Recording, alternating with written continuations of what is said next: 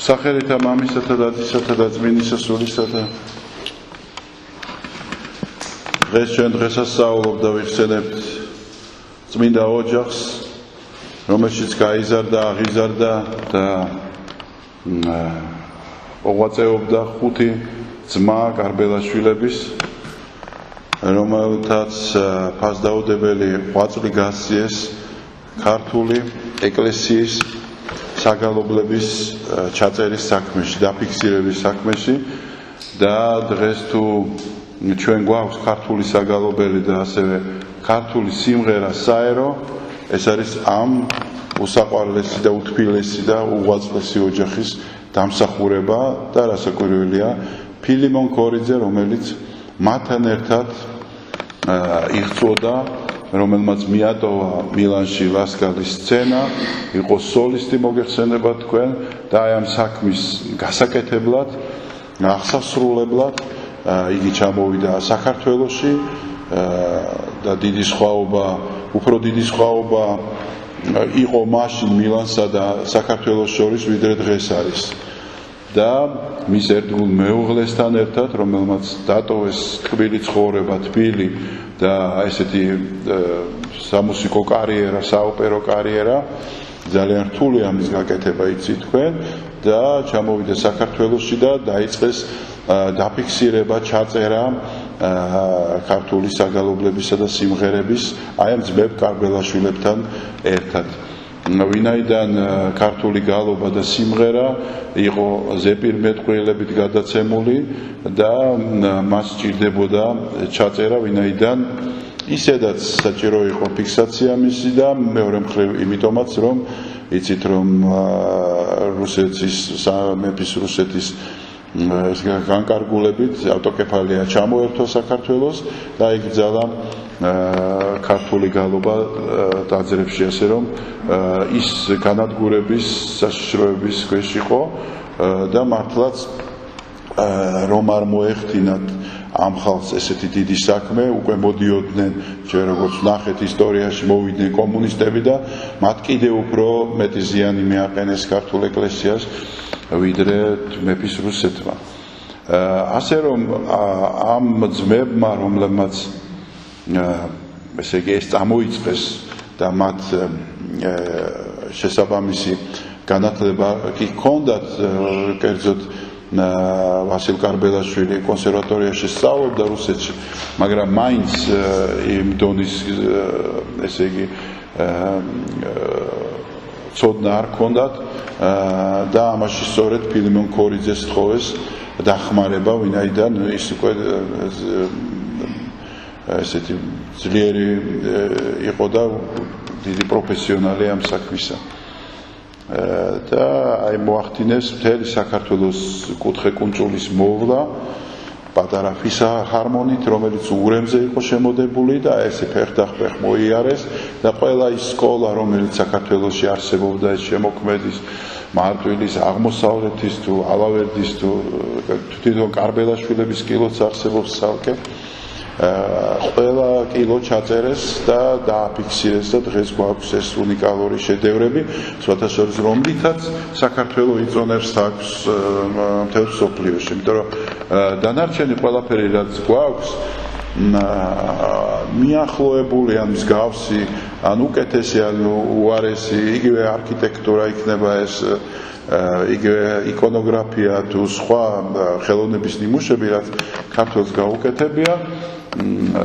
გაუკეთებია, ამის მსგავსი არსებობს მსოფლიოში, ხო? ჩვენ უნიკალური რამ შევიტანეთ ამ მხრივ, რომ ქართული ხელწერა, ესე იგი, გამოვხატეთ და წარმოვაჩინეთ ქართული, ესე იგი, ხედვა ქრისტიანული სამყაროსი და მანამდე წარმართობის, მაგრამ ძირითადად ქართული კულტურა, ეს უდიდესი კულტურა ჩამოყალიბდა ზუსტად სწორედ ქრისტიანობის შემოსვლის შემდეგ.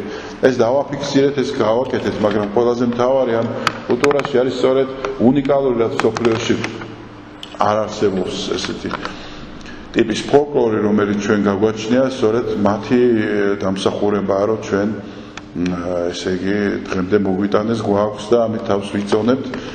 თუმცა მე ვფიქრობ მოსაწონი არაფერი გვაქვს თუ გადავხედავთ დღეს ჩვენ ეკლესიას და სხვა ეკლესიებსაც საქართველოში და საერთოდ სახელმწიფოს და ხალხს, რომელსაც არც ახსოვს, ვინ მოუტანა იმას, რითაც იწონებს თავს თელ სოფლიოში.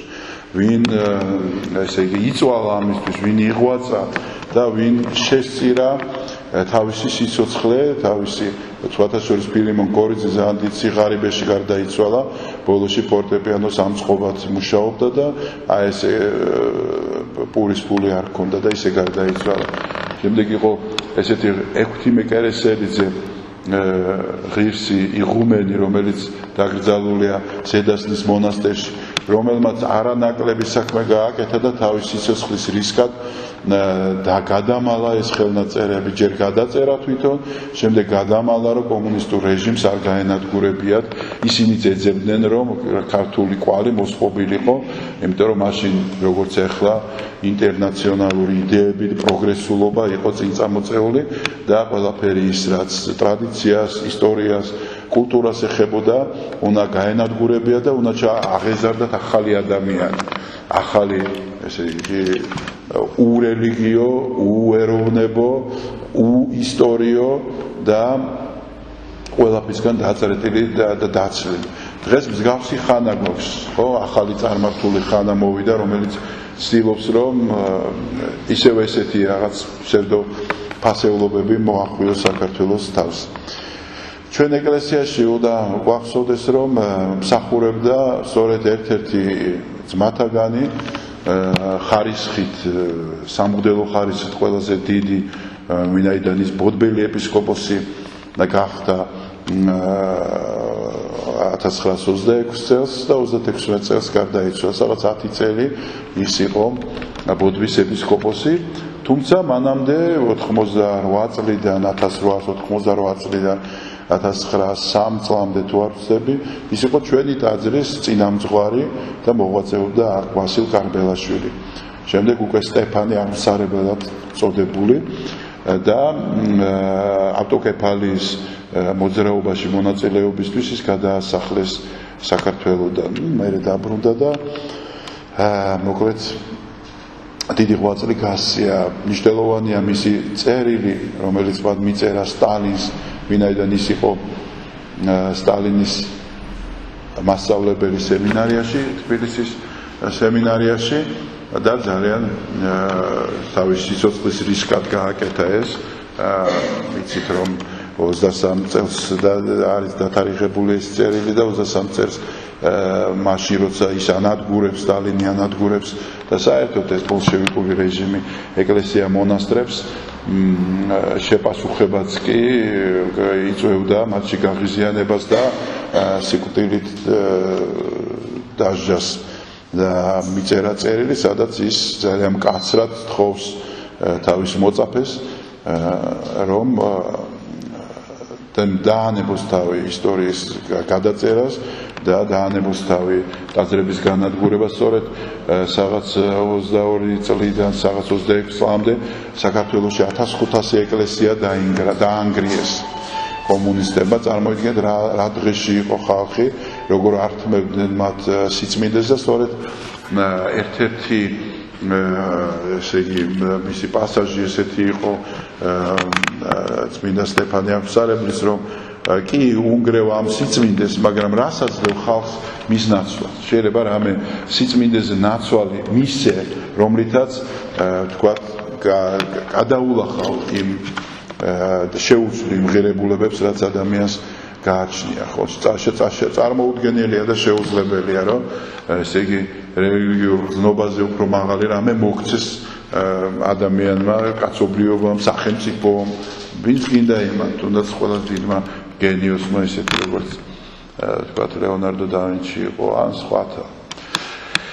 მოკლედ მისი სიტყვა არ შეისმინა სტალინმა და რასაკვირველია, ახლა არც მოусმენდა მას, მაგრამ პასუხიც არ გასცა. თუმცა შვილი დაუხრიტა და ორი ძმაც მასთან ერთად. ასე რომ ხედავთ, მაინც ისტორიაში მაინც ღმერთი იმარჯვებს. ღვთის ძალა იმარჯვებს, მადლი იმარჯვებს. ნებისმიერი ბოროტის გამარჯვება ვიცოდეთ, რომ ეს არის დროებით. და სწორედ ბოროტის გამარჯვება და მძლავრება დროებითია და თან რაც უფრო დიდია ეს მათი ესე იგი დღესასწაული გამარჯვებისა, მით უფრო დამარცხებაც მათი არის კიდევ უფრო მძიმე და მტკივნეული. იმიტომ რომ ესე ეგონა დიოკლეტიანისაც რომ მოკლავდა წმინდა გიორგის პრობლემა მოისპოვოდა, ესე ეგონა თელ იმპერატორებს, ესე ეგონათ საბჭოთა ლიდერებსაც რომ თუ გაანადგურებდნენ ეკლესიებს, ხალხში წმენა გაქრებოდა და პრობლემაც აღარ იქნებოდა, ექნებოდა ხელფეხი გახსნილი ყოველივე თავისი ბინძურის რახვების აღსასრულებლად, მაგრამ დავინახეთ ვერანაირმა მანქანებამ ეკლესია ვერ მოსპო, ხალხი მაინც ჩუმად იყვნენ ქრისტიანები, მაინც ღებავდნენ კვერცხებს და კი ელემენტარული იყო ქრისტიანობა მათში, მაგრამ ის მარცვალი, რომელიც დათესილი იყო ჯერ კიდევ ადრე ჩვენი მამა პაპის მხრიდან და რაც თავარია ღვთისგან, ის არ მოკვდა და გაღვივდა და აგერ ჩვენ ვხედავთ ეკლესიის აღორძინებას, ვხედავთ ეკლესიების არაგრევას, არამედ გადარჩენას, მათ მოვლა პატრონობას და რასაკვირველია ჩვენ გვინდა რომ ხარისხი იყოს უკეთესი, სამღვდელოება უკეთესი გყავდეს, რომ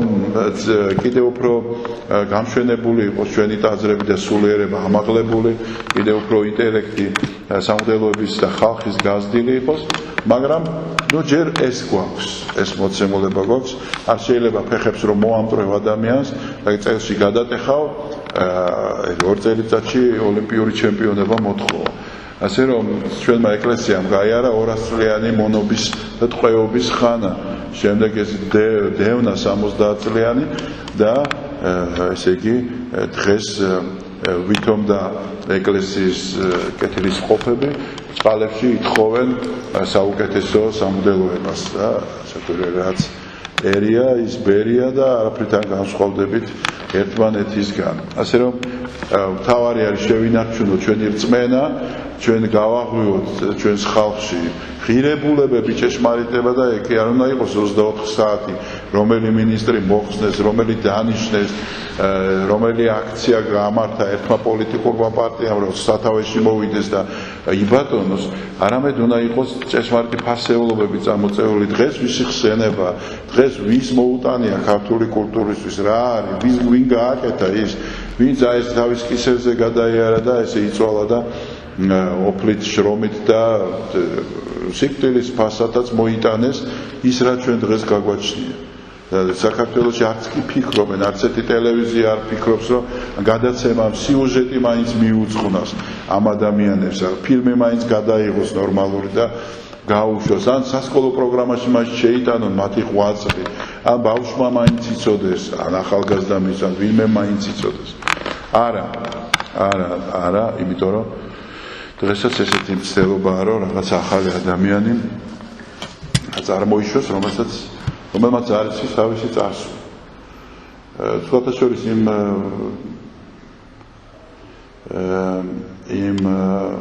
წერილში, რომელიც სტალინის მიწერა ვასილ კარბელაშვილმა, სწორედ ეს უწერია, ერი, რომელიც თავის ისტორიას ივიწყებს, იმას მომავალი არ გააჩნია.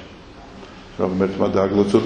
მინდა მადლობა გადაუხადო მამა მიქაელს, ჩამობრძანდა ბელგიიდან ის კონსტანტინოპოლის საპატრიარქოს წარმომადგენელი მღვდელმონაზონია და აი ამ ბელგია იცით როგორი ქვეყანა, დავარცხნელი ძალიან გალამაზებული, მაგრამ ბერები არ ყავთ და ერთადერთი ბერია მე მგონი ბელგიაში მართლმადიდებელი. მაგრამ კრიბავს ხალხს, ესაუბრება, ლოცავს მათ და ესე იგი ქრისტეს სიტყვა მიაქვს ბოლომდე. ყველგან სადაც არ უნდა იყოს ხალხი შეკრებილი, იქ უნდა მივიდეს ადამიანი, რომელიც ქრისტეს ჭეშმარიტ სიტყვას ეტყვის და მადლობა გადაუხადოთ მას. Отец, прошу, пару слов на русском. Они понимают. Я очень рад быть с вами, видеть божественную литургию. Христос посреди нас. Есть.